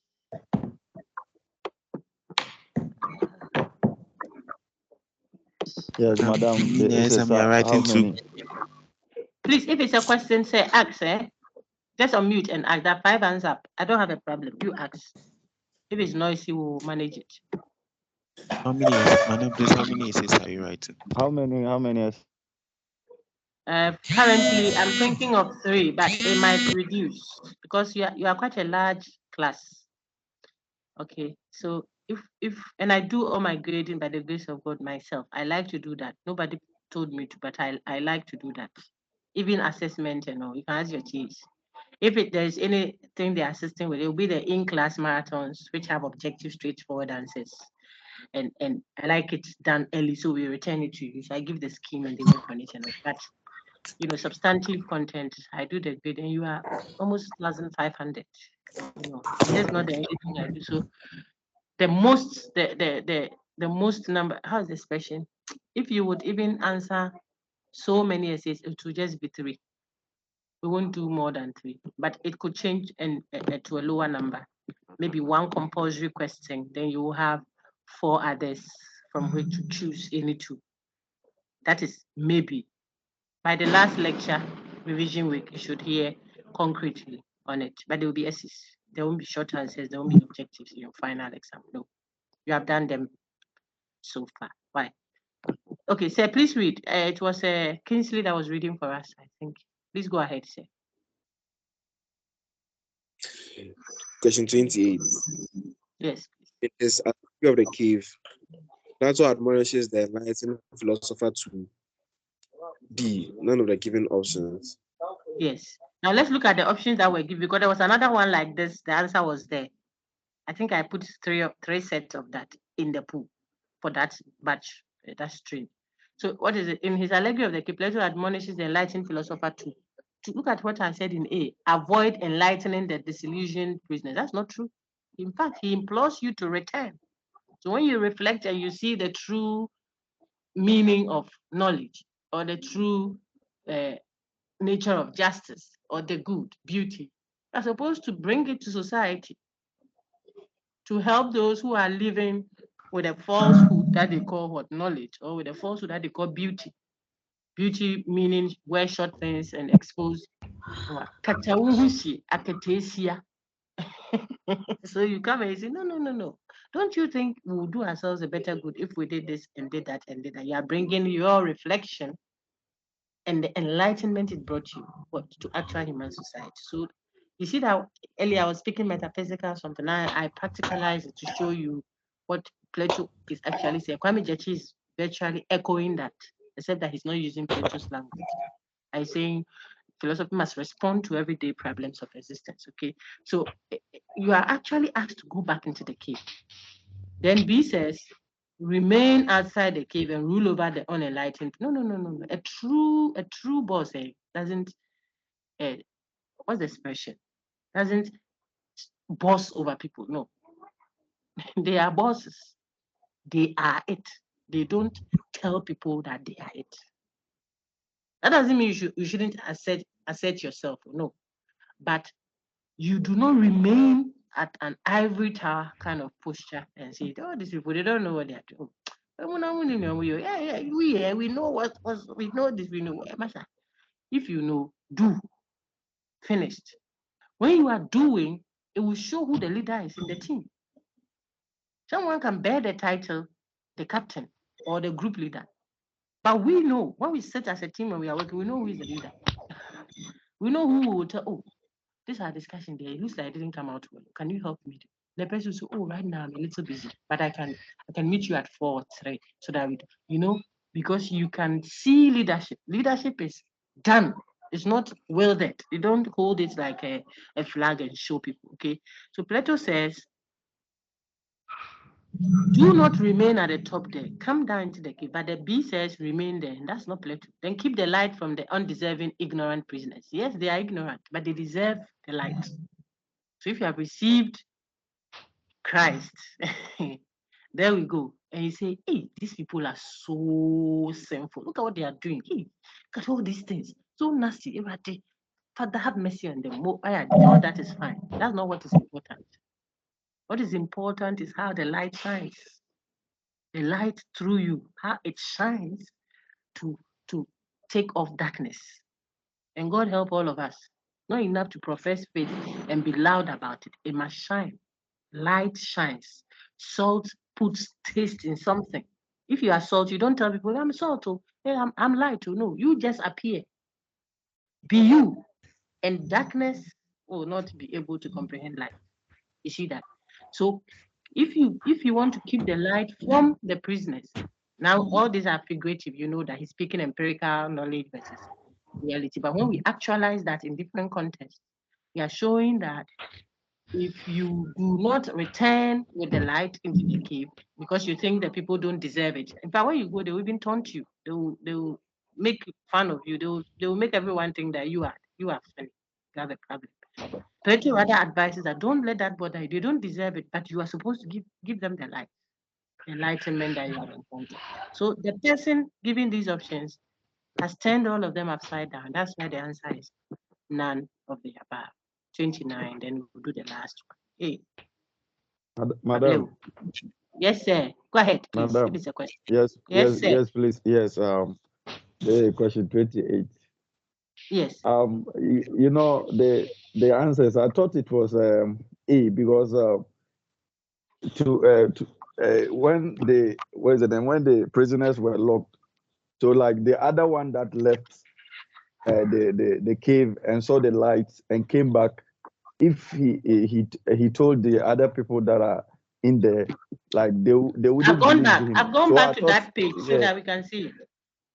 Let's look at it together then. Maybe you are saying something I'm not seeing. So see, it says in his allegory of the cave, Plato admonishes the enlightened philosopher. Admonishes just means, I think, advises him and treats the one that has received light outside of the cave to go back into the cave and impart those who are bonded and imprisoned within the cave, okay, including the local champions there. They are not in chains, but they are also within the cave. Okay, that's what we know. Now let's see the answers. The answer says Plato admonishes the enlightened philosopher to look at avoid enlightening the disillusioned prisoners because they will resist you. Plato didn't say avoid them, to avoid enlightening them. No, he says you are supposed to go back. He rather tells you what you will face when you go back, like Jesus faced when he came on earth. They will resist you. And sometimes when you are telling people things that are not like, I don't want to use any cultural issue, but it can be contentious, but when you want to tell them, look, mosquito bite is what gives malaria. Not all these things you people are saying. We all believe in spirituality, but this one party, the guy has been eaten by a mosquito. Mosquito saw his body as sausage. They've eaten and left. The Anopheles one has left something in his system. Please, let's get him to the hospital before we lose the brother with our syllabus of tongues. Kadabaha, shatadabaha, why are they naye? But give him malaria drug because sometimes the guy is hungry. He needs food. So when you saw him, he was talking to her, then he passed out, boom, and he fell down. You started with your big syllabus tongues like Nancy's one. Auntie, do mashke. Even as you roll the tongues over him, please give him some mashke. Pour some water, some honey or lukewarm water on him. Revive him and give him mashke because the guy is hungry. First. Because maybe it's just that. Maybe it is not. Okay. So you are trying to show, and people will say, this woman, I think it's the philosophy she went to do nowadays. Even we are talking spiritual things, she cannot see spirituals. Sometimes they will taunt you. If you are not careful, watch her and the brother will die. And go and do an elongated funeral for him and say, we know that he's in the bosom of the Father. You and who put him there? Are you happy going to the other world? So, big boss, I'm using all those scenarios to show you that Plato is not unaware of that. He knows that when you want to show light to a matter, sometimes those who are caged would resist it, but you still have to make the effort at it.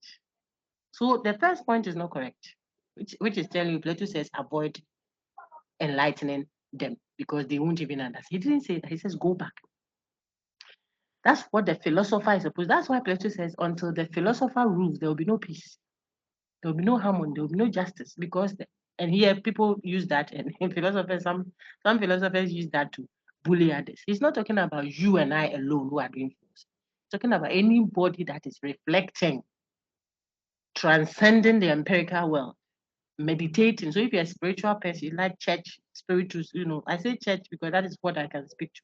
But if someone to maybe a chanter or he does a spiritual, whatever version of spiritual you believe in, okay, which is not focusing on the empirical. You are not judging based on the guy's shoe that he's wearing, which you see. Because that one is changing. It will change. Oh, it will change because he's selling yogurt. Yogurt. So you think that is all that he can be. You are looking beyond that.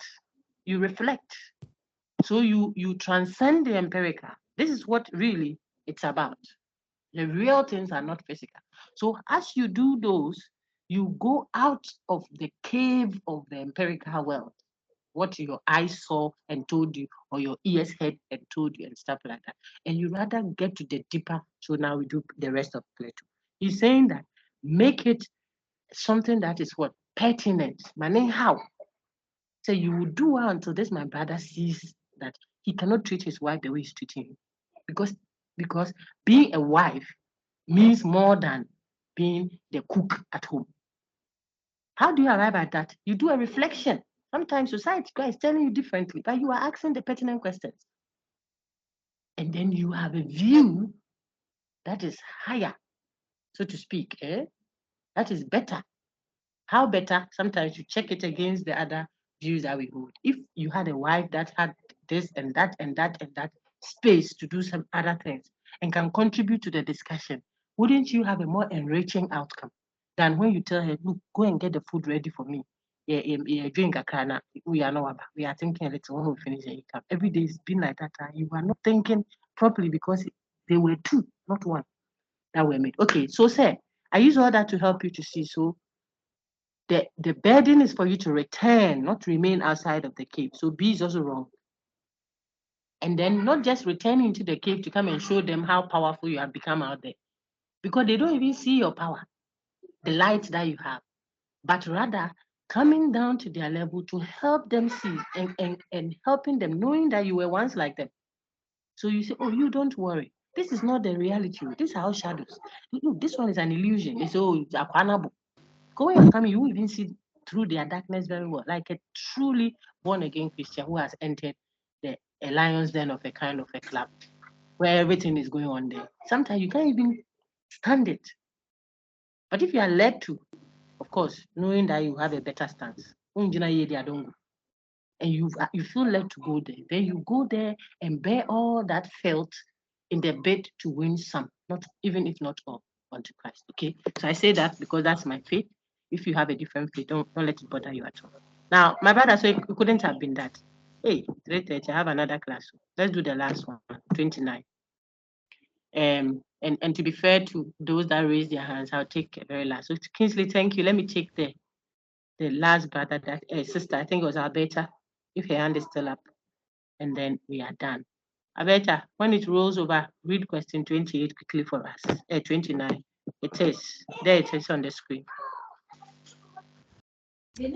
Comparing the subjectivists to the emotivists, one will notice that they agree in their critique of the universalists, except that the dash denies the moral judgment, express the speaker's feelings. Very good. This is a tricky question. I suspect some may be tricked. Except that the ... denies. Somebody is denying that moral judgments express the speaker's feeling. So before you understand the denies, ask yourself, who claims that moral judgments express the speaker's feelings? Who says that? Please. I want a chorus answer. Subjective. Subject. No. The Okay, so who claims that? Subjective. No, hold on. Listen to my question. Forget the denies for now. Just asking which of the views claim that moral judgments are only an expression of the speaker's feelings. Who says that? Emotivist. You understand that now? So it is the emotivist that makes this claim that moral judgments express the speaker's feelings. Now our question says, except that this view denies this. Okay, so which of the two views will be denying this? That's the question. Yeah. Brown is Can you see why the answer is the subjectivist? Yes. Yes. No, madam. So see, yes. Be there. I'm going to read it over again. Okay. So comparing Please, the I don't subjective. Just don't worry. I'll say it again. Listen. Don't worry. Patiently look at me. If we were comparing the subjectivists to the emotivists, so two views have been brought up. One will notice that they agree in their critique of the universalists. Except, so when you look at these two views, they all are disagreeing with the universalists. The only place that they differ in their disagreement with the universalists is that one of them, that is the part we have asked you to fill in, one of them denies. In other words, one of them doesn't agree that moral judgments express the speaker's feelings. So you have two options. Which of them does not agree that moral judgments only express the speaker's feeling? That's the question. So if you know the one who says moral judgments express the speaker's feelings from these two, then it will be the other one who is denying that. I hope it is clear now, so that we know that it is the emotivist that claims that what? Moral judgments only express feelings. They don't state facts. The subjectivist says, no. This is not correct. Moral judgments are not mere feelings. No, there are factual statements. The only thing is that the truth or falsity of those facts depends on the subject. So it is the subjectivist that is denying that moral judgment express the speaker's feeling. That's the answer. I hope it's clear now. Let's see the answer. Hey, Yes, ma'am. Kadosh. Kadosh, who are you? Okay. Then the last one. The last one. That's question 30. Yes, it's philosophy, really. So the last one, so that you can go, hey, it's already, the people will beat me up, don't worry, I'll beg them.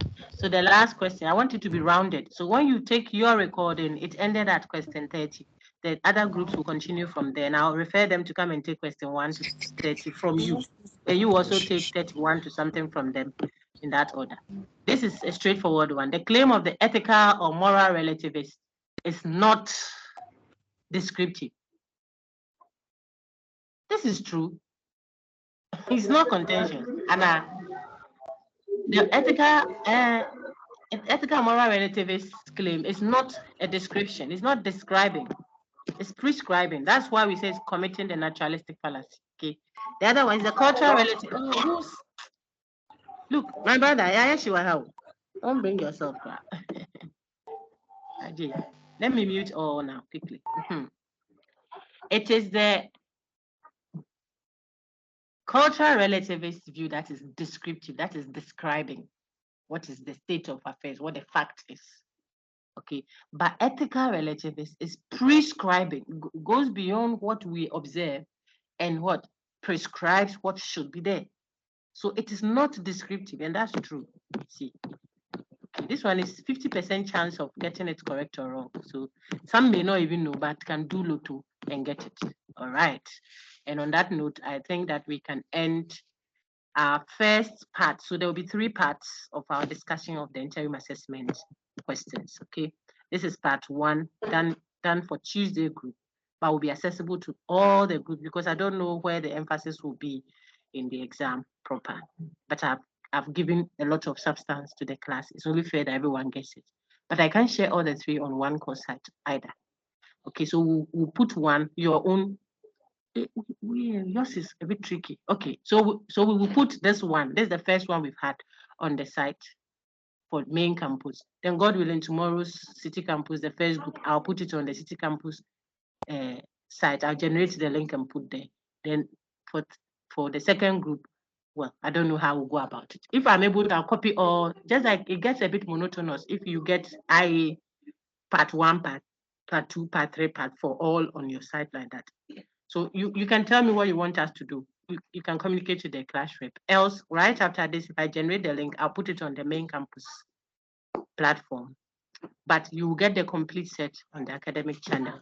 Okay, find the link from your colleagues or search for Dr. Nancy Miles Jimfi, and then go there. As and when they upload it, you get your prompt. If you subscribe, when we upload anything, you get your prompt and you will do fine. Please, if you are looking for staff there, you have to go to PHCL 102 because I have several other recordings there, from critical thinking to philosophical questions to elements of formal logic, social and political rationalism.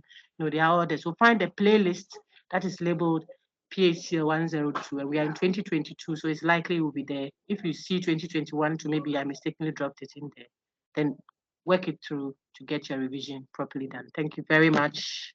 I enjoyed the session. I hope you did also. We will meet, God willing, next week for the last topic, which is mainly to give you an inkling of how sociopolitical philosophy is done. And then we'll end the semester beautifully. Wish you well. It's likely we'll have an in-person, God willing, next week. But look out for notices. If there is any need for a change, we'll let the class know. Thank you. All the best. Take care. I see Gifty's hand. Is there a question or was to read? Agnes, Gifty, Alberta, Asian. If it was a question, then we are still able to ask. But if it was to read, then we are so done. Okay. Thank you very much. Have a wonderful week and all the best.